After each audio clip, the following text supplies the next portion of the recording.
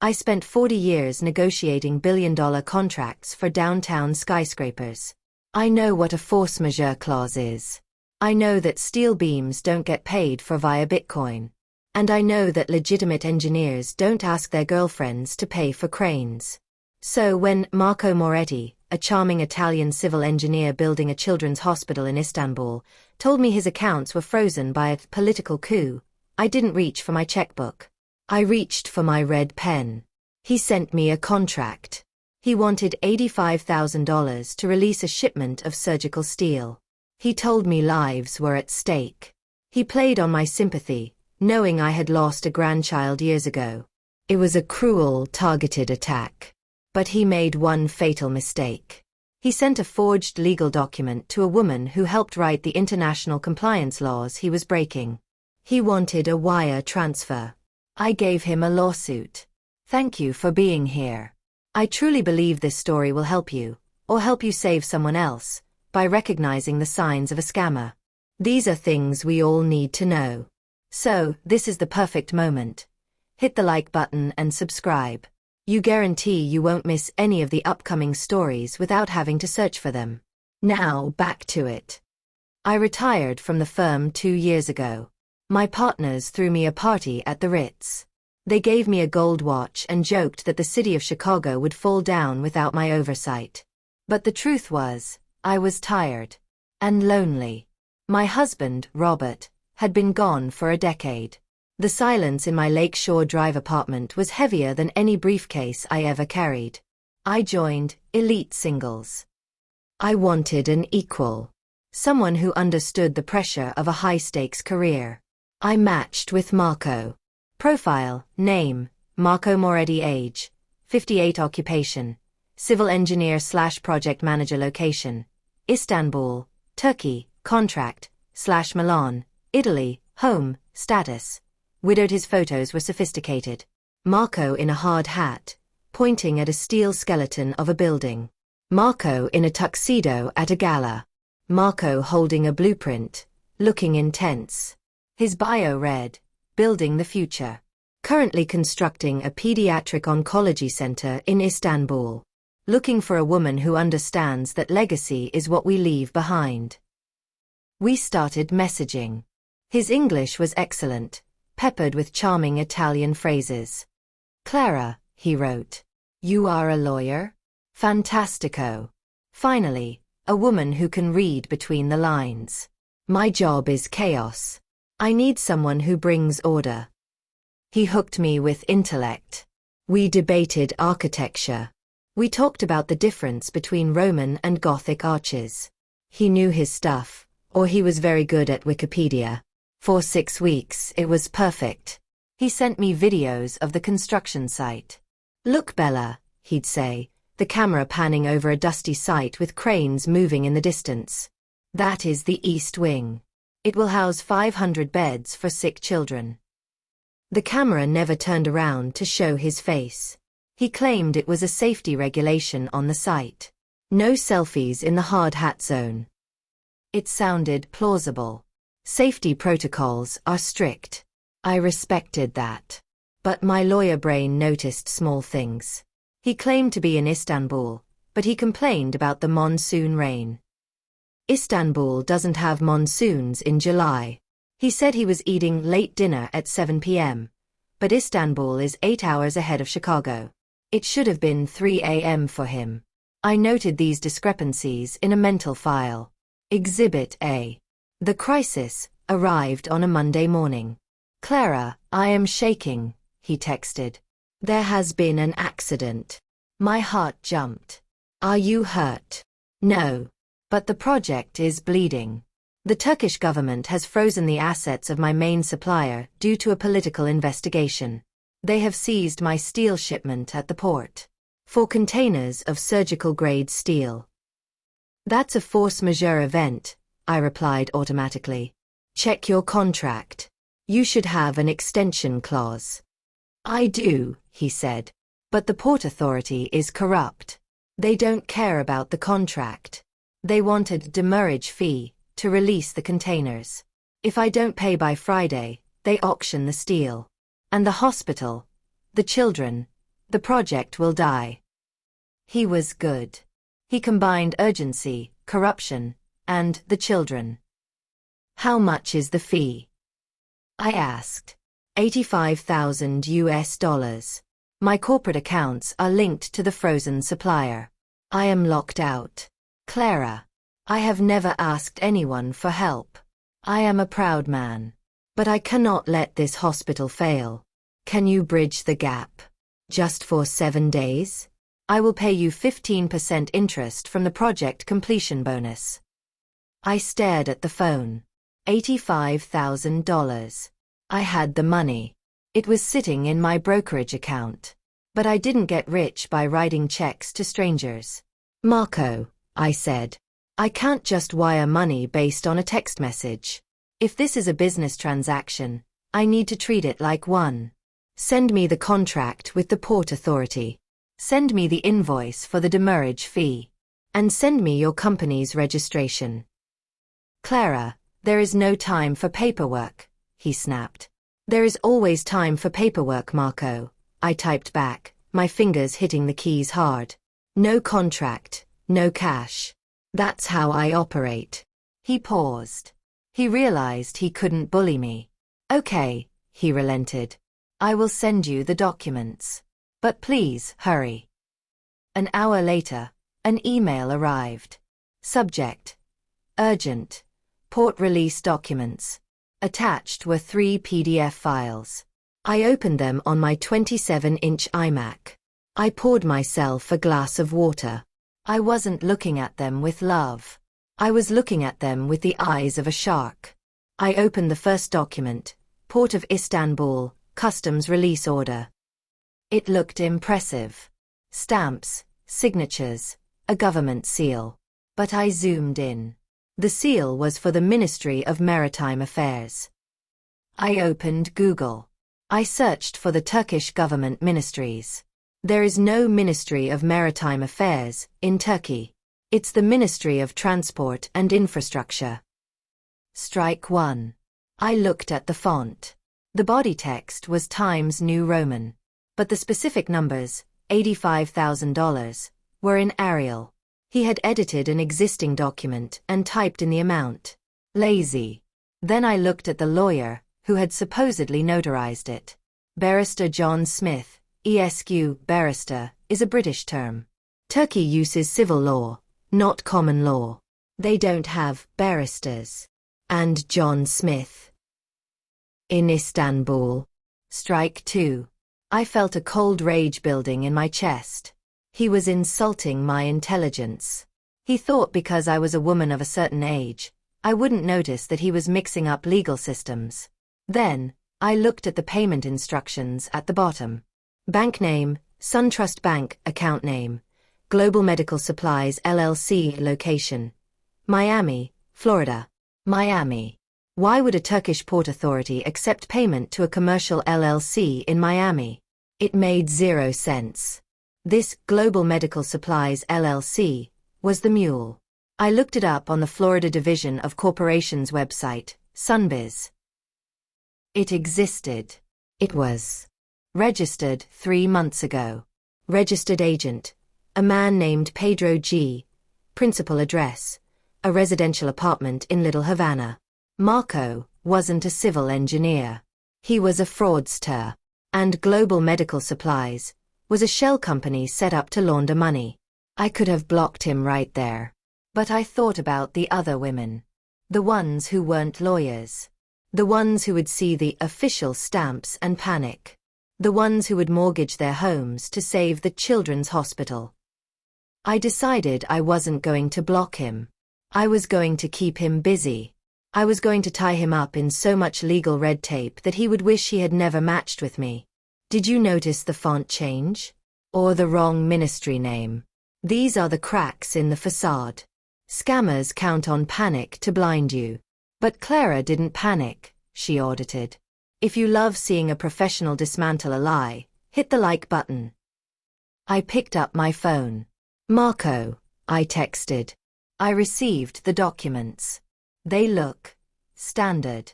But for an amount over $50,000, my bank requires a letter of intent, signed by your CFO.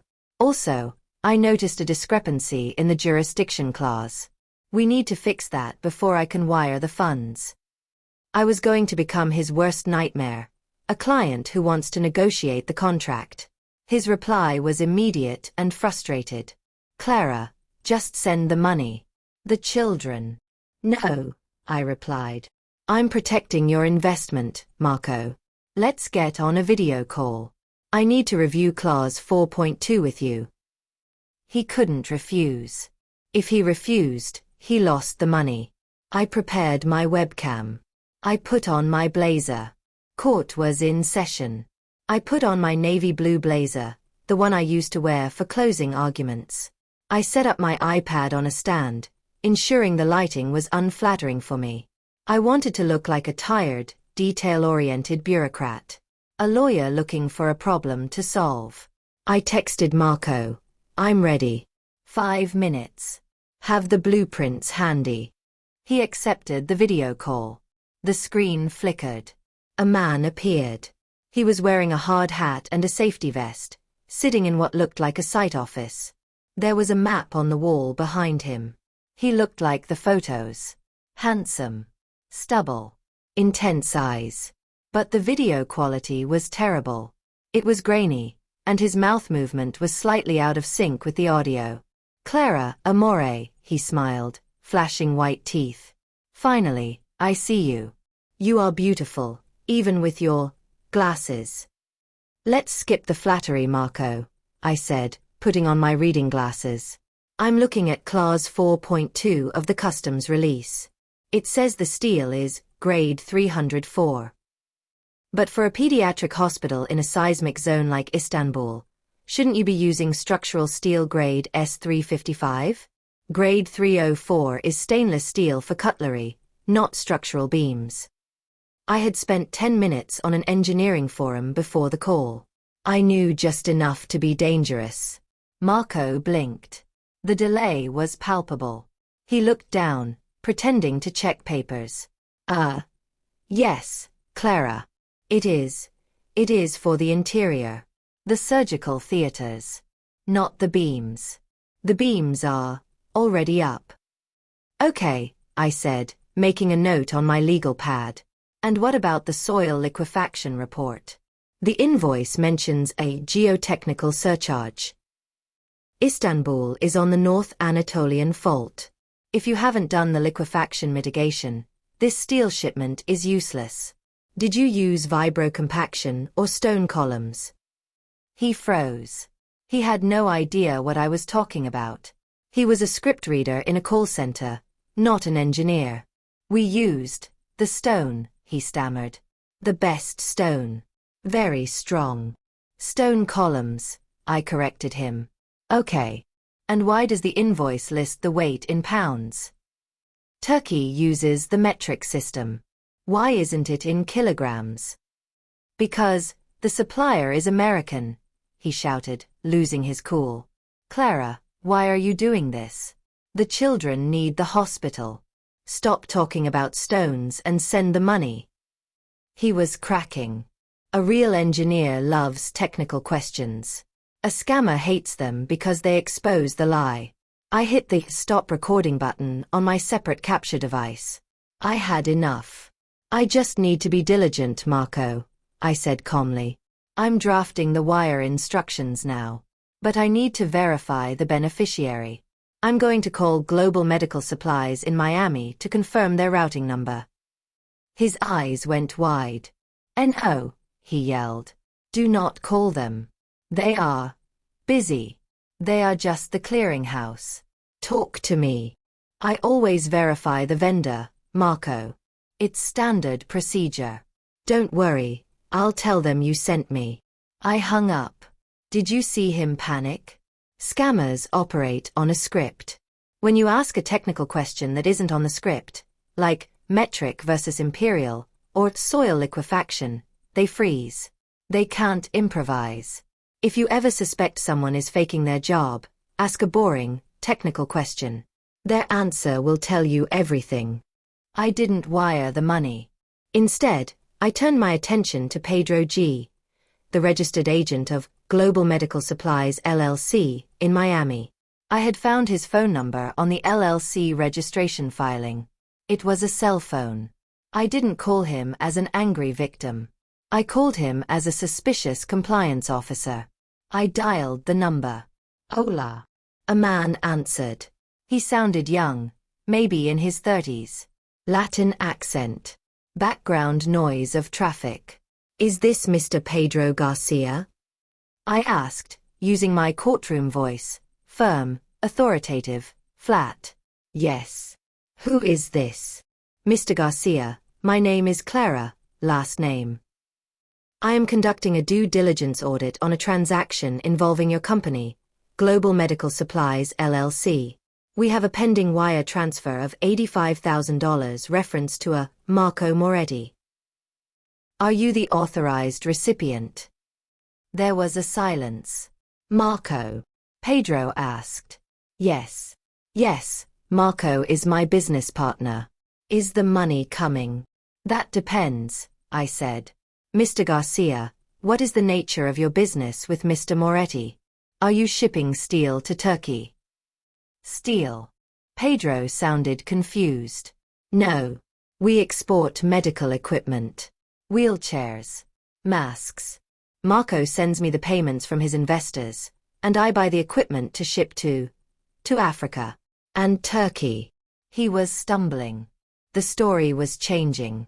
First it was steel, now it was wheelchairs. Mr. Garcia, I said, sharpening my tone. I am looking at your corporate filing. You operate out of an apartment in Little Havana. You don't have a warehouse.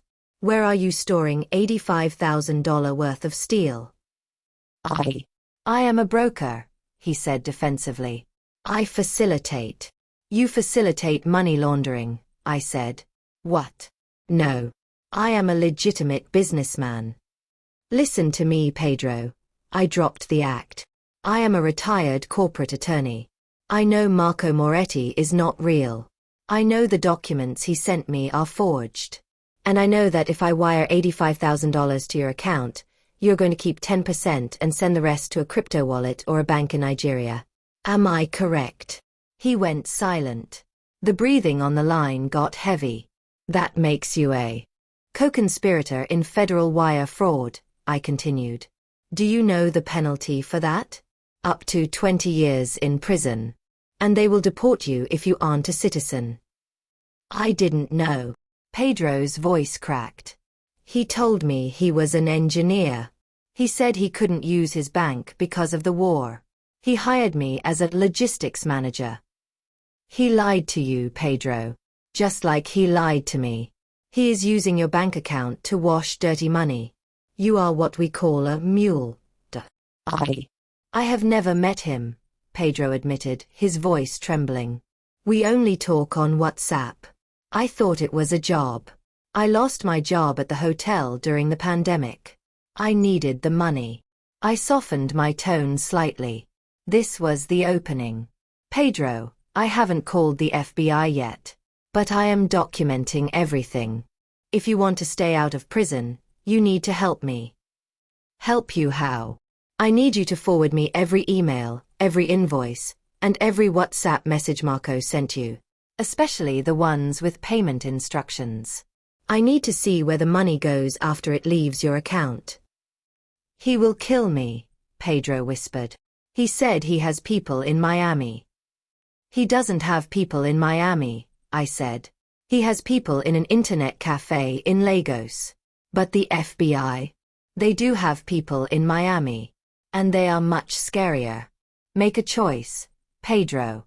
Do you want to be a witness or a defendant? Pedro chose correctly. 10 minutes later, my inbox started dinging. Pedro forwarded me months of chat logs. I sat back, sipping my scotch, and read through the anatomy of a scam. It was worse than I thought. Marco wasn't just scamming women. He was scamming Pedro too. He had promised Pedro a salary of $5,000 a month plus commission. But looking at the logs, Pedro had only been paid $500. Marco, the big payment is coming next week, Pedro. Just process this $20,000 check from Susan first. I saw names. Susan. Deborah. Linda. Other women. Other victims. They had sent checks. They had wired money. Pedro had taken the money, converted it to Bitcoin at a local ATM, and sent it to a wallet address Marco provided. I felt a wave of nausea. This wasn't just about me avoiding a loss. This was a crime scene. I had the evidence. I had the mule. But I needed to nail Marco. He was still texting me, asking about the wire. Clara, did you call Global Medical? Did you send the funds? I needed to stall him while I organized the evidence for the authorities. I decided to use the legal system against him. I opened my laptop and drafted a document. Contract of loan and repayment agreement. It was 10 pages long. Dense. Filled with Latin phrases.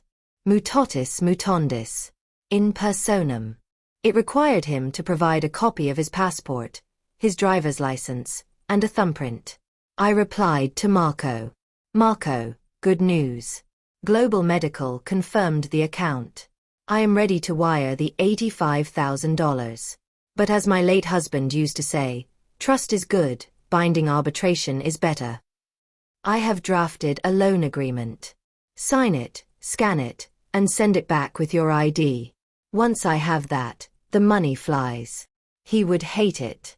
But for $85,000? He would sign anything. And when he sent me his ID, I would run it through the facial recognition databases I still had access to from my investigator friends. Marco replied an hour later. I signed it. Here is the contract. And my passport. I opened the attachment. The passport was Italian. Marco Moretti. The photo matched the handsome man in the video. But when I looked at the passport number, I noticed something strange about the font spacing. And when I ran the photo through a reverse search, it didn't come back as a model. It came back as a real person. A real architect living in Milan named Luca. And Luca had been dead for 2 years. Marco was wearing a dead man's face. I stared at the passport photo on my screen. Luca Rossi. He wasn't Marco Moretti. He was a brilliant Milanese architect who had died of pancreatic cancer 2 years ago. I found his obituary in Corriere della Sera. I found the tribute page his firm had set up. The scammer was wearing a dead man's face. He was using Luca's portfolio, Luca's smile, and Luca's reputation to rob women. It was a violation that made my blood boil colder than any stolen money could. It was grave robbing.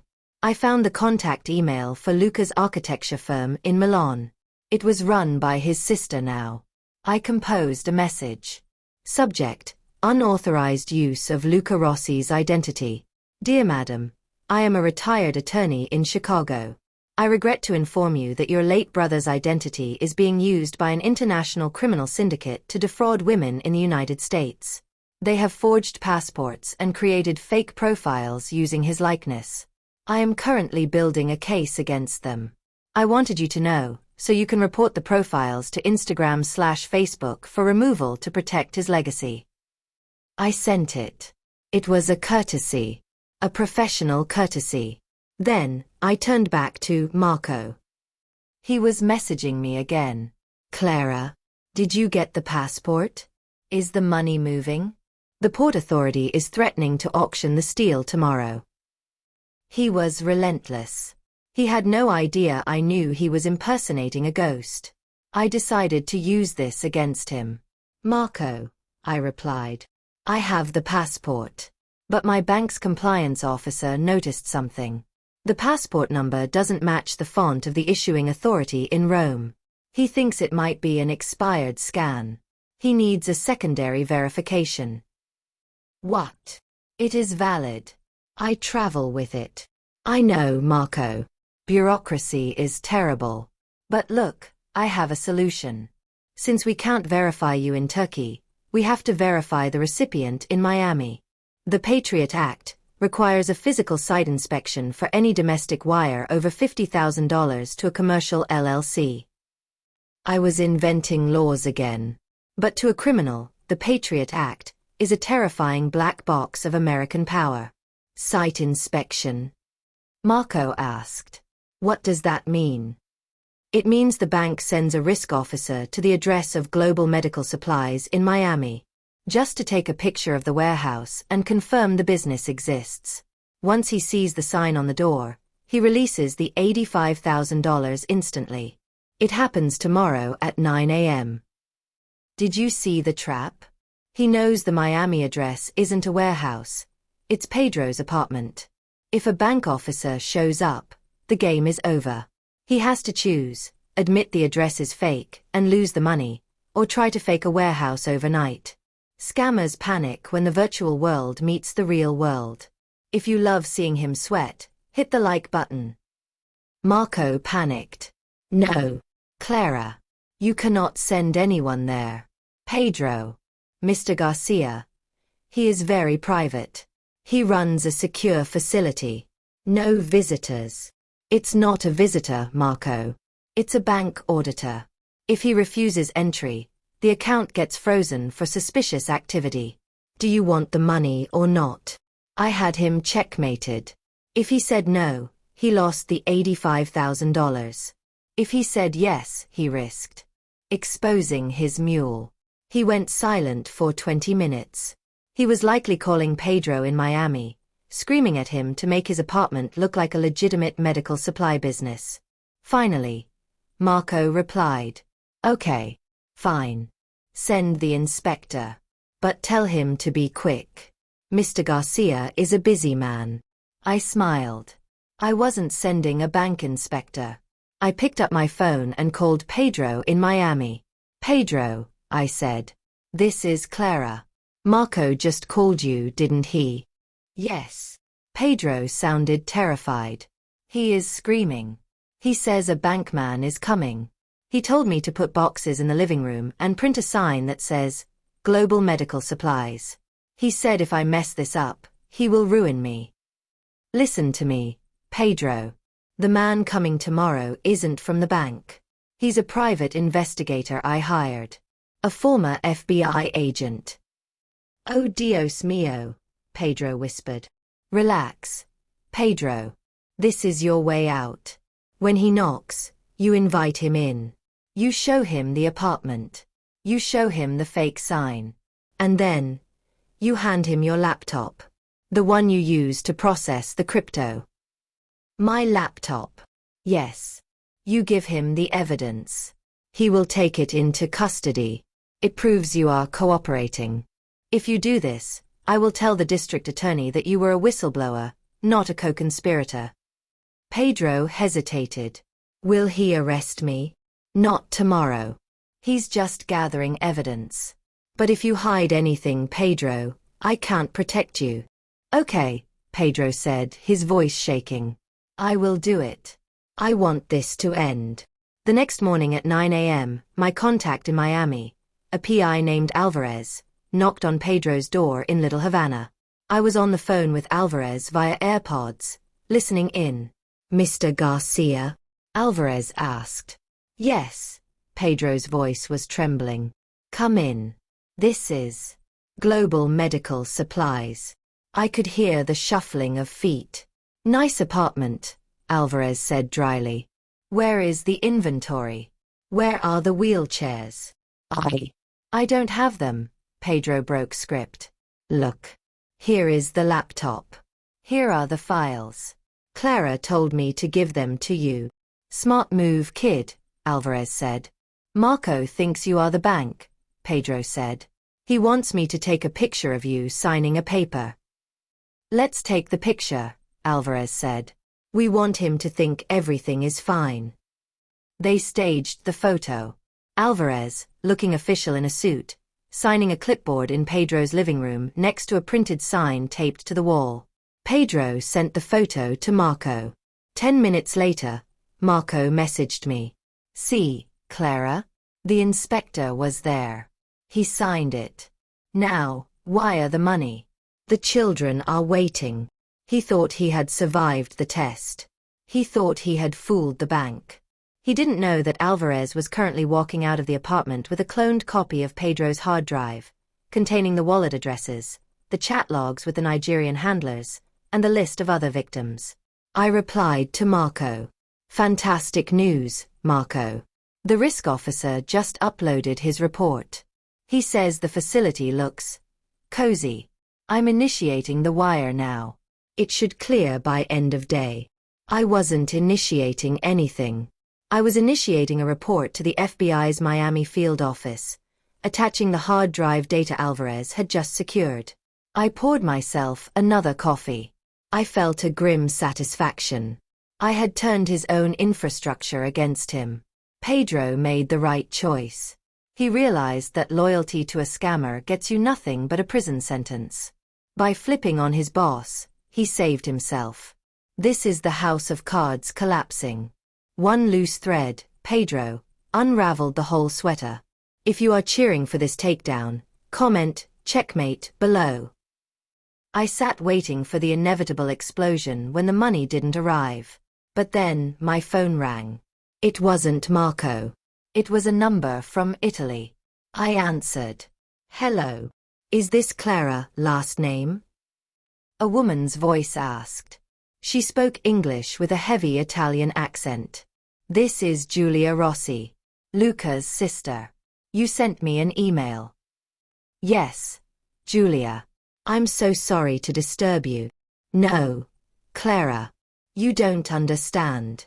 We have been trying to find this man for a year. He didn't just steal Luca's photos. He stole something else. Something from our server. And we think we know where he is. I held the phone tight to my ear, listening to Giulia Rossi's voice tremble with a mix of grief and rage from Milan. It wasn't just photos, Clara, Giulia explained. When Luca died, we kept his server active to archive his projects. 3 months ago, we had a breach. Someone bypassed our firewall.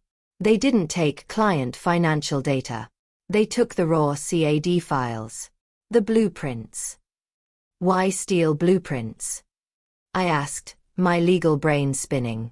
To pretend to be an architect. Yes. But they took specific files. The pediatric hospital plans Marco sent you? Those are real. But they are not for a hospital in Istanbul. They are the security schematics for a new consulate building we designed for a European government in Ankara. It is classified infrastructure. My blood ran cold. Marco wasn't just using fake pictures of a building. He was sending classified security layouts of a diplomatic compound to random women in America as proof of work. If those files leaked onto the open internet, it was a national security risk for that government. Giulia, I said. This is espionage. Or at least, gross negligence with classified data. I know, she said. But we traced the exfiltration. Our IT team found the IP address where the files were downloaded. It wasn't a VPN in Nigeria. It was a static commercial IP in Istanbul, Turkey. In the Levant financial district. So he is in Turkey, I whispered. Yes. He is real. Or at least, the operation is real. They are sitting in a high-rise office in Istanbul, posing as a legitimate engineering firm to launder money and steal data. They are hiding in plain sight. This changed everything. This wasn't a guy in an internet cafe. This was organized crime operating out of a business district. Send me the IP logs, Giulia, I said. I'm going to add them to the FBI file. We aren't just looking at wire fraud anymore. We're looking at international cyber theft. I hung up with Giulia and turned back to my computer. Marco was messaging me again. The tone had shifted. The romantic amore was gone. Clara. It is 5 p.m. The wire has not hit the account. I checked with the bank. There is no pending transaction. He was checking the account balances in real time. He was impatient. I decided to stall him one last time. Marco, banks are slow. The risk officer submitted his report. It takes 24 hours to clear. Relax. Pedro was very helpful. I waited for his reply.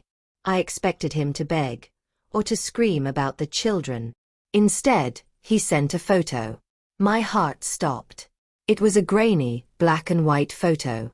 It showed the living room of an apartment. In the center of the room stood Pedro. And standing next to him was Alvarez, my private investigator. Alvarez was handing Pedro a business card. Under the photo, Marco typed, "Who is the man in the suit, Clara? He is not a banker. Bankers don't carry guns." I squinted at the photo.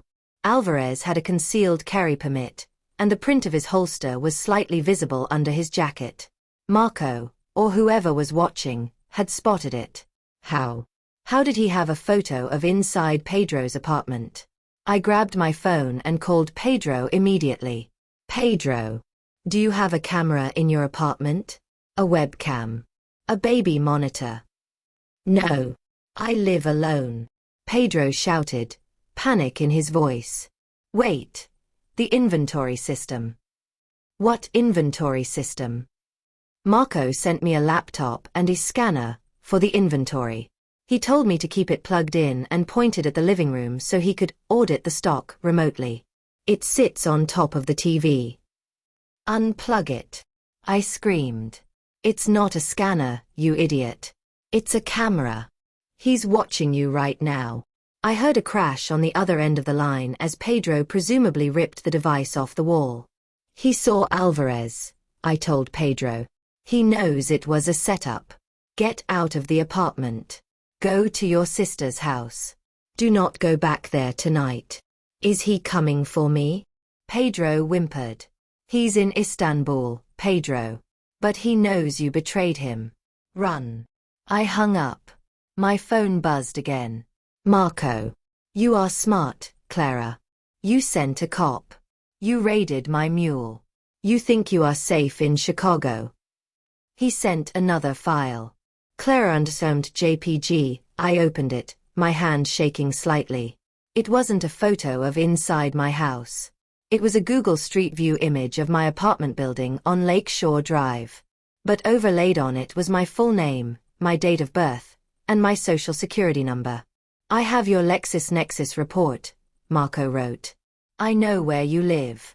I know you live alone. You cost me $85,000 today. You cost me my mule. Do you know what I do to people who steal from me?" This is the moment the mask falls completely. He isn't a lover. He's a predator who uses surveillance technology. He was watching Pedro the whole time. But notice his threat. He sends a Google Street View picture. That means he isn't here. He is trying to scare her from a distance. Clara knows the difference between a real threat and a digital bully. If you respect her courage, hit the like button. Fear is a chemical reaction. It flooded my system for about 30 seconds. He had my SSN. He knew my address. He had watched my investigator through a hidden camera. But then, the lawyer kicked in. He had just committed extortion and interstate stalking across international lines. And he had sent the evidence of his surveillance, the photo of Alvarez, directly to my phone. I didn't reply to him. I didn't beg for mercy. I forwarded the chat log, the photo of Alvarez, and the stolen blueprints Julia sent me directly to the FBI field office in Chicago. I still had the direct email of the assistant special agent in charge, ASAC, from a case I worked on 5 years ago. Subject: urgent, active extortion/corporate espionage case. Body: Agent Miller, see attached. Subject is operating from Istanbul, impersonating a dead Italian citizen, laundering money through Miami, stealing classified schematics from Milan, and is currently blackmailing a U.S. citizen, me. He just sent proof of illegal surveillance of a Florida resident. The IP address is static in Levent, Istanbul. Then, I replied to Marco. "Marco, you just sent me a photo taken via an illegal surveillance device. That is a federal felony under the Video Voyeurism Prevention Act. And you threatened a former officer of the court. I don't care about your laws," he typed back. "I am untouchable in Turkey." "Nobody is untouchable," I replied. "And by the way, I spoke to Julia Rossi today. She says hello. She wants her brother's blueprints back." The Turkish police are very interested in why a foreign company is holding classified security plans for a consulate in Ankara. There was a long pause. I had dropped the nuclear option. If he was a scammer, he didn't care about US lawsuits. But if he was operating a business in Turkey, holding stolen plans for a Turkish diplomatic project, that made him an enemy of the Turkish state. You talked to Julia? He asked. The arrogance faltered. Yes. And she just filed a report with the Turkish Cyber Crimes Division. They are looking for a static IP in the Levent district. You might want to start shredding, Marco. I was bluffing about the Turkish police. Julia hadn't filed it yet. But he didn't know that. You witch, he wrote. You will regret this. Then, his status went to offline. I sat back in my chair. The adrenaline was fading, leaving me exhausted. I had poked the bear. I poured myself another scotch. I needed to secure my identity. I needed to freeze my credit. But mostly, I needed to know if he was really gone. I spent the night monitoring my accounts. Nothing moved. The next morning, I received a call from Agent Miller at the FBI. Clara, he said. We got the packet. This is big. The IP address you sent? It doesn't map to a residential internet line. Where does it map to? It maps to a luxury office suite in Istanbul that claims to be a call center for tech support. We've been watching them for months for a different fraud case. But you just gave us the probable cause for a raid. We're contacting the Turkish National Police. I felt a wave of relief. But then Miller added, there's one thing, Clara. The mule, in Miami. Pedro. He's missing. He didn't go to his sister's house. We can't find him. Missing. I repeated into the phone, clutching the edge of my desk. How can he be missing, Agent Miller? Alvarez left him at his apartment yesterday. His sister hasn't seen him, Miller said. And his phone is pinging off cell towers near the port of Miami. That's not a residential area, Clara. That's industrial. My stomach dropped. The port of Miami. Marco had told Pedro he was shipping medical supplies. Had Pedro gone there to try and find the non-existent shipment? Or worse, had Marco sent someone to silence him? I need to call him, I said. He's not answering, Miller replied. We have a bolo, be on the lookout, out for his car. He won't answer an unknown number, I said, thinking fast. But he might answer me. I'm the one who warned him. I hung up and dialed Pedro immediately. It went to voicemail. I dialed again. Voicemail. I sent a text. Pedro. This is Clara. I know you are scared. I know you are trying to fix this. But if you go to the port, you are walking into a trap. Marco is not there. The police are on your side. Answer me. 3 agonizing minutes passed. Then, my phone buzzed. A call from Pedro. Clara. He was whispering. I heard wind and the distant beep of heavy machinery in the background. Pedro, where are you? I am at the warehouse, he whispered. The one on the invoice Marco sent me last month. He told me if I bring the laptop back to the manager here, he won't hurt me. He said I can trade the laptop for my safety. Pedro, listen to me, I said, my voice sharp and commanding. There is no manager. Marco is in Turkey. He is trying to lure you to a quiet place to get you arrested, or worse. He wants you to be found with the laptop so you look like the criminal. But I see a car, Pedro said, his voice trembling. A black SUV. It is waiting. Get out of there, I ordered. Get back in your car and drive to the nearest police station. Do not approach that SUV. That is not Marco. That might be a local gang he hired to recover his hardware. Run, Pedro. I can't. Pedro, I am a lawyer. I am telling you, if you walk toward that car, I cannot save you. If you drive away, I will represent you pro bono.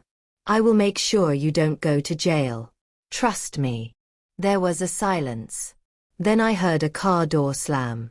An engine revving. I'm leaving, Pedro breathed. I'm leaving now. Good.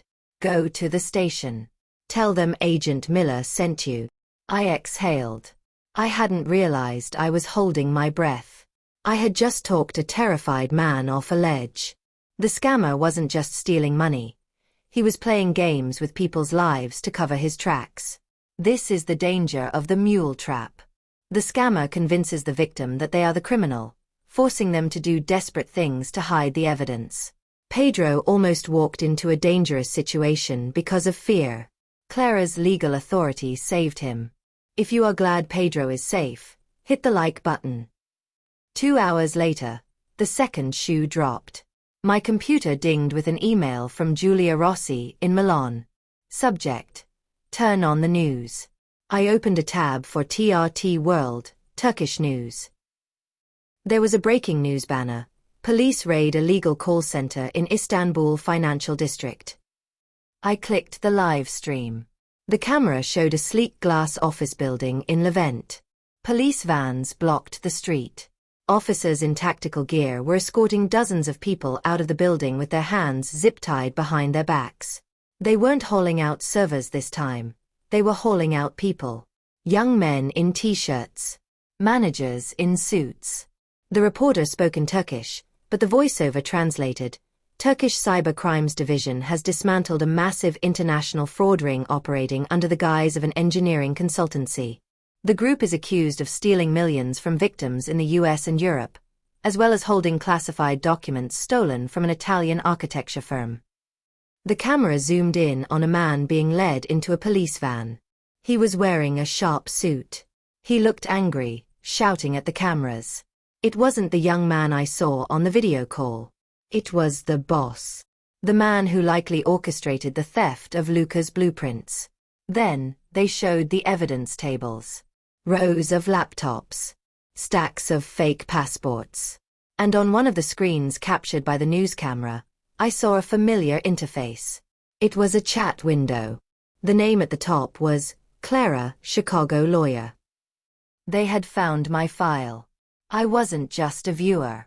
I was in the room with them. Agent Miller called me 10 minutes later. Did you see it? I'm watching it now, I said, sipping my tea. It looks efficient. It's a clean sweep, Miller said. The Turkish police found the server holding the stolen blueprints. Giulia Rossi is getting her brother's work back. And they found the crypto keys. They seized about $12 million in assets. What about Marco? I asked. The guy on the video call? We think he's one of the floor managers. We'll know more when they process the prisoners. But Clara, the threats? The surveillance photos? That's over. Their entire infrastructure is in an evidence bag. I felt a strange sensation. It wasn't happiness. It was relief, mixed with a deep, quiet pride. I had spent weeks feeling violated, feeling like a fool for swiping right on a handsome face. But I hadn't been a fool. I had been a Trojan horse.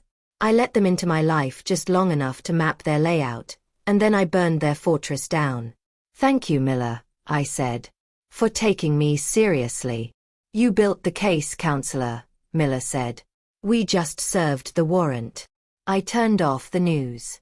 The silence returned to my apartment. Pedro was safe in police custody, likely cutting a deal. The scammers were in a Turkish jail. Giulia had her brother's legacy back. I walked over to the window looking out at Lake Michigan. I thought about the children's hospital. The lie that started it all. Marco had preyed on my grief for my grandchild. He had used the idea of sick children to bypass my skepticism. It was the cruelest part of the scam. I went to my desk. I opened my checkbook. I looked at the balance in my account. The $85,000 I had almost sent to a fake shipping agent in Miami. It was still there. Safe. But it felt heavy. It felt like money that had been targeted by evil. I didn't want it sitting there, reminding me of the pediatric oncology center that never existed. I picked up my pen. I wrote a check. Pay to the order of St. Jude Children's Research Hospital. Amount, $85,000. If Marco wanted to build a legacy for sick children, I would make sure it happened. But on my terms. With real doctors. In the real world. I put the check in an envelope. I walked down to the lobby and dropped it in the mail chute. As I watched it disappear, I felt the final weight lift. I hadn't just saved my money. I had repurposed it. I had turned a lie into a truth. I thought the story ended there. The check was mailed. The bad guys were gone. But 3 days later, a package arrived at my door. It had no return address. It was heavy. I hesitated. Was this a final threat from a remnant of the gang? I called building security to scan it. They said it was safe. Just books. I opened it. Inside was a large, hardcover portfolio. On the cover, embossed in silver, the works of Luca Rossi, architetto. And a note. To Clara. You saved his name. Please accept his work. Julia. I opened the book. And on the very last page, I saw something that made me gasp. A design sketch for a hospital. A real one. Luca had designed a hospital before he died.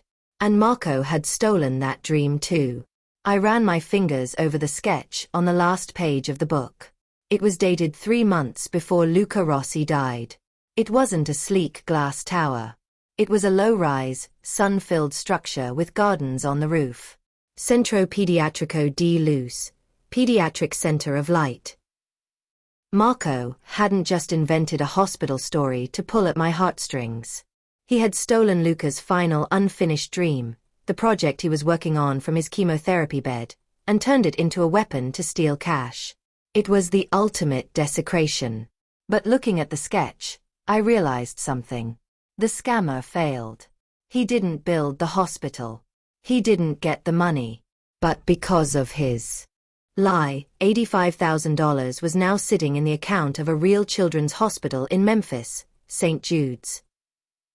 And because of his lie, Luca's sister Julia had regained control of his archives. I closed the book. I placed it on my coffee table, right next to the brass compass my husband gave me. I poured a glass of wine. To Luca, I whispered to the empty room. Case closed.